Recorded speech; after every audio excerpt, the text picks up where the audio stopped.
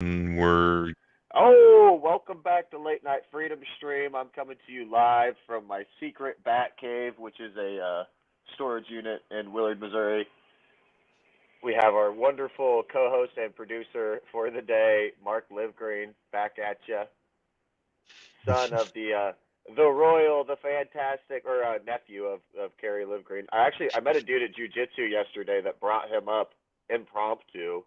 The old rockers really hold him in high regard. He had read Seeds of Change too, which was pretty cool. nice.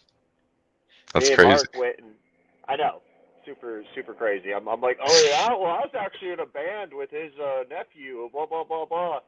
Very good. In with the old men rockers. Me and Mark went and saw Am I Racist on the premiere night of it, and that was quite an experience to be in a theater packed with other conservatives and there's lots of noticeable things like the everybody was very quiet and awkward for a while and Oh, there was like 10 minutes at the beginning where there was just like giggle laughs, and then there was a breakout moment, and then everyone kind of loosened up after that. I was the most obnoxious person in the theater. Like there was a Dinesh D'Souza freaking ad that came on for this documentary, and it had like reenactments of like Democrats being like, "We've got to stop this guy," and uh, and at the end of the trailer, because me and Mark are both fans of his work. At the end of the trailer, Mark's like, "Please clap for this." And I'm like, "You first, dude." But seeing something that was like pro-Trump, pro-America, like it was weird that everybody in the theater wasn't like standing up and clapping. As people on the right, really are conservative, even in their personalities. You know, It's true. what is that art behind you there, Mark? It's a Hieronymus Bosch painting. He had like the first paintings that were kind of a horror genre. They kind of scared people because there was a lot going on. There's tons of different little subjects and things that just people weren't used to seeing, and it scared people. But it was actually really epic. Like, this is Jesus, or Jesus right here breaking into hell, and it's just Oh, like classic representations of Moloch, and I mean, it's just cool. I it thought is it cool. was kind of interesting that like Christianity encapsulates the horror genre better than anything else, I think. Every genre. I reread the story of Samson from the Book of Judges recently, and it's the most like epic story of like a flawed hero. It really is because it's this strong man, and his parents get told by an angel. Well, his mother gets told by an angel, like, "Hey, you're gonna have this son that's gonna like deliver Israel from your enemies." And she goes and she tells her husband, and her husband's like, "That doesn't sound right. That's crazy." So then she sees the angel again. She runs and gets her husband. The husband goes and it's like, "Hey, did you say this to my wife?" And the angel essentially repeats what he says and tells him more information, like he's going to be a Nazarite. You guys have to do these things with him. They raise him. He ends up like killing like 1,000 men with a donkey's jaw. He falls in love with one of the enemies, one of the oppressors of Israel's like daughters, and his mother and his father don't want him to be with this woman, but he persists, and it ends up being God's will, and this is part of the way that God uses him to like intercept this other tribe, and he is like blameless the whole time, even though he's like slaying these men because these men are doing things against him and his wife, and eventually he meets Delilah. She's like, "How may we afflict you to bound you?" And he cuts the hair. And at the end of the story, they pluck his eyes out and make him a slave. And he's broken his Nazarite vow, so he's lost his strength. And he appeals to God when they have him as like a circus act to entertain them because he's like broken this vow that he wasn't supposed to break. So they're like mocking him. They're like, "Hey, bring up that great warrior, and we'll put him between these two pillars, and we'll have him like dance like a monkey for us." And he's like, well, actually, he asks to rest upon these pillars, and then he appeals to God in his final moment, and he's like, give me the strength to destroy all of these people, and he destroys their main temple and like most of the rest of that tribe. And it's just like, it's such an interesting story of like the mysteries of God's will, and how like his mother and his father didn't understand how this prophecy that their son was going to deliver Israel was going to play out, and it plays out in this very like unorthodox way, and like how he's flawed as a character, but God still uses that to like to to do the thing that God made him to do. It's an amazing, like literally every genre is in the Bible somewhere. Yeah, that's pretty crazy. I've never heard like that beginning part of that story, that there's an angel who gives them a message about their son. That's just like Mary and Joseph in the New Testament. That's crazy. Right. Yeah, I hadn't read it in years, and I remember it made me. I read it when I was stoned in my apartment when COVID was going on, and I got to the part about his eyes being plucked out, and it like made me very uncomfortable, and I thought God was like telling me something bad about me because I was paranoid. And then I reread it recently, and it's just this story of like this flawed warrior who ends up exercising God's will, and I'm like, wow, this is a very empowering story to me at this moment in my life. Yeah, You know, so yeah, and that's yeah, awesome. I mean, yeah, it's a great story. But that's not really what we're here to talk about. So there's some research that came out today. We're going to try to pull up the link and hope we don't crash everything. If not, I will put a link to it in the description of this video after we're done going live. But this is Stop the Harm. This is an organization of doctors that are against the gender mutilation and the genital mutilation of children. And through tax records, so this is a low estimate because this is just like not tax records, through insurance records, they've been able to show what people's insurance has been paying for. So there have been 194 total patients that have gone through some kind of sex change treatment as minors in the state of Missouri from 2019 to 2023. 44 of them were surgically transitioned, and 151 of them were transitioned with chemicals and hormones. And you can see the total submitted charges were $317,000. So this is an industry that's why doctors are doing this, is because they're making money off of it. It shows the main hospitals. You might remember we talked about it in the past, the St. Louis Children's Hospital that there was the whistleblower out of. And I've had many debates with liberals and people on the left and people I care about, and people screaming that this is not happening. Here's the proof. These are low estimates because we're just seeing this based off of insurance claims. This has been happening for 2019, 2020, 4 years, you know. And I think it's outlawed now in Missouri. Thank God it's not happening anymore. But you can just imagine how devastating and life-altering, even, like, this is just Missouri. So you can get on this website, this database, and look at every state in the United States. And you can imagine if just under 200 children have been documented here, that how much worse it is in blue states, because Missouri is one of the most, you know, next to like Texas and other places, one of the most conservative states in the whole United States. So it just shows how endemic and how massive the scale of this operation is going. And even though the DNC right now is trying to appeal to centrists, they're not talking about the trans stuff. This is a main part of their platform.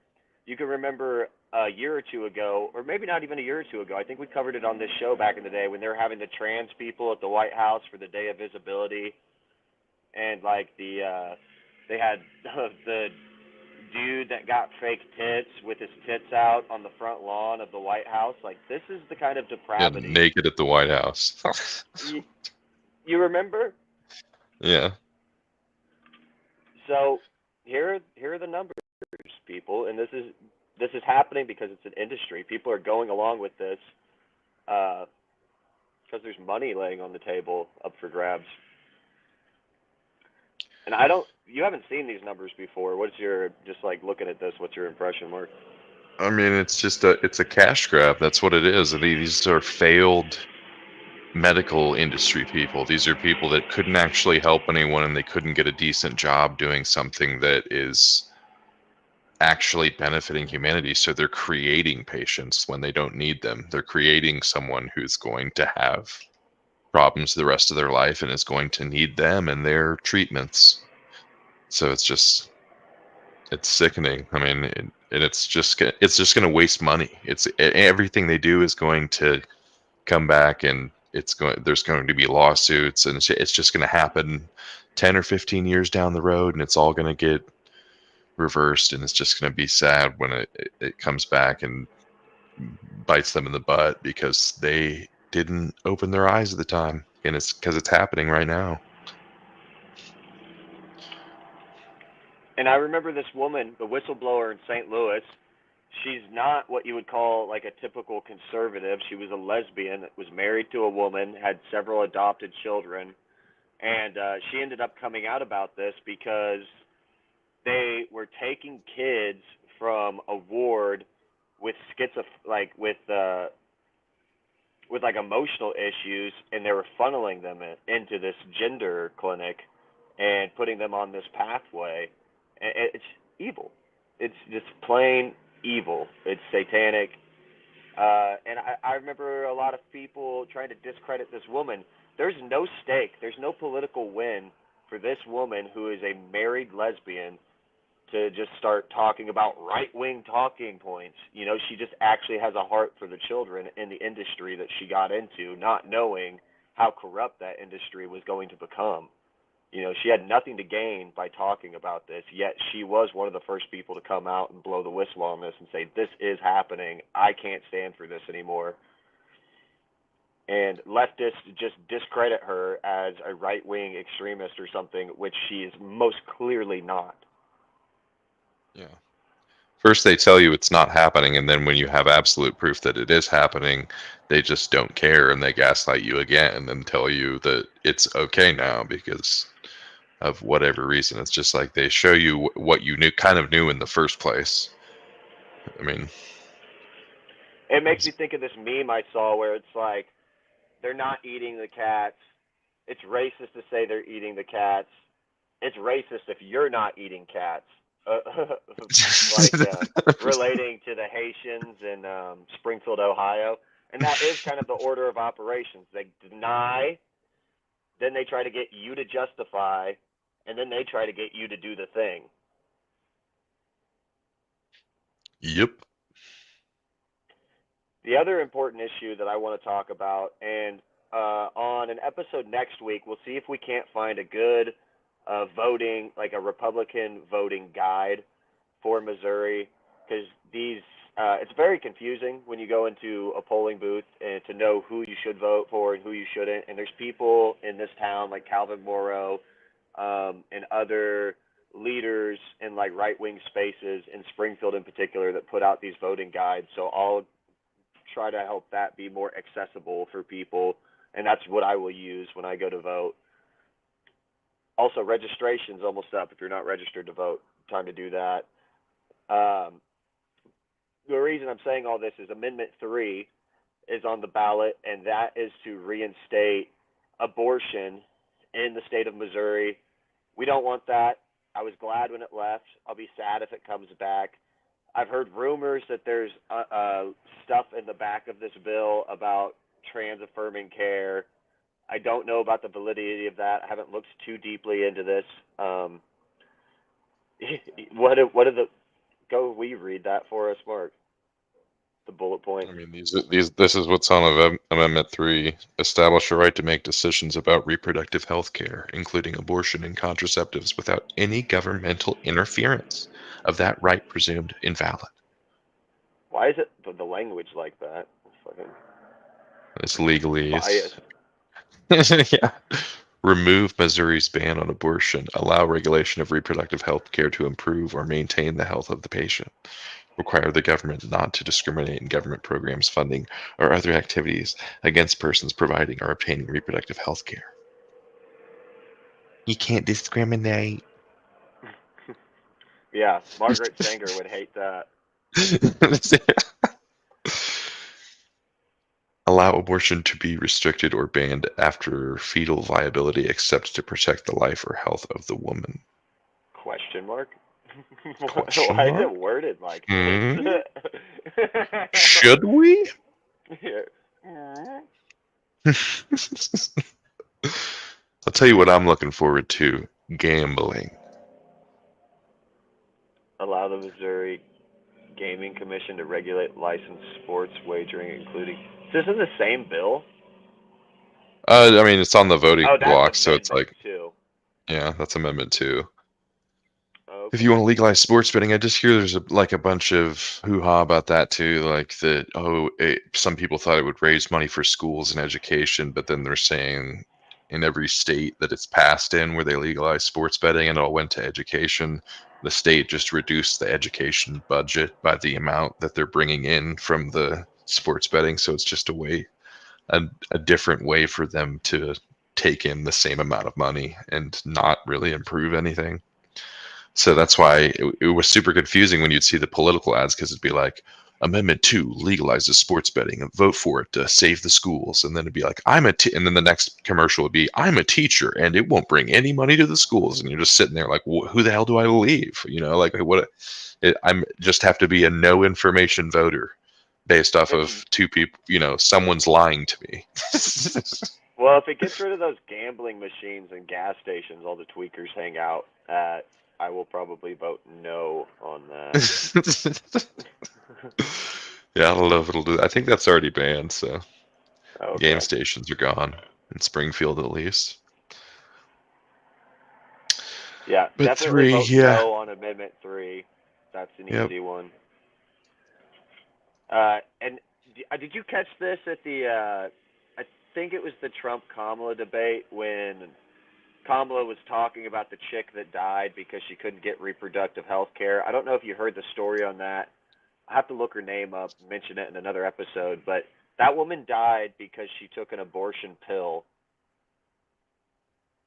yeah. That's what happened. And then she went back to her home state and she was like bleeding to death and she died. It wasn't because she was denied abortion care. It's because she went around the law, took an abortion pill, came back, and they didn't know how to save her. So it's it's the thing that leftists do with everything. They like the abortion pill is what killed her, yet they say it's the lack of her access to abortion that killed her. It's the opposite of the truth, and that she used that myth on the debate stage. Meanwhile, she didn't get fact checked for that, but Trump got fact checked for like 33 other things.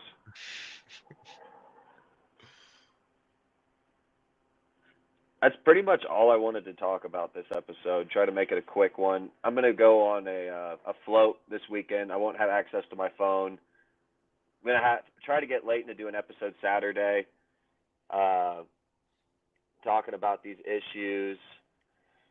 We're gonna try to keep it up until the election happens, and you know, it's important to remember that all of this stuff is in God's control, and there's so much we can do by talking to people and using like grassroots means to be involved in local elections and spreading the word about what is actually happening. But one of the most important things you can do is pray to God and appeal to Him to preserve our nation, to protect President Trump, uh, to protect these people that are blowing the whistle on the food and drug stuff that's happening. These what is it, Casey Lee and her brother and RFK Jr. and we're on the precipice of like a total revolution.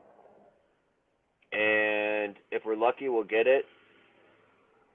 If it's God's will, we'll get it. And if not, it's we're in hard times now. It's going to be harder. So stay prayed up on this stuff. And you know, Yeah, RFK any 2 Day. I wish I could host it because it's such good footage, but RFK 2 Day was destroying Democrats in Congress. I don't know if you've seen it yet, but no, he absolutely today he was in Congress and he was talking about misinformation and malinformation, their new term, this new invented term they made to redefine free speech so that they can censor free speech.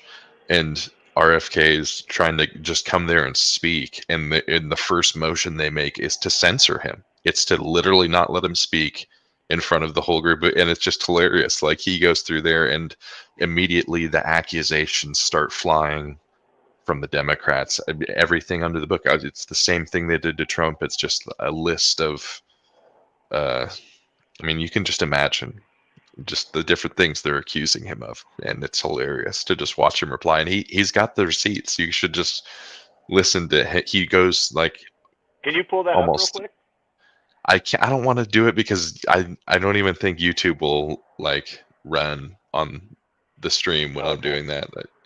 It's just I've tried it before, so it just my internet is not very good. I'll have to check that out. I appreciate you hosting this. My laptop has fried. It doesn't work anymore. So thank you so much, Mark, because I wouldn't have been able to get this episode out if you didn't hop in here and host the stream and It's pull all stuff good. up for me. So really appreciate it, brother. Yeah, anytime. Well, I love you. Have a good weekend, week, Have a good one. rest of your week. Bye bye. Bye.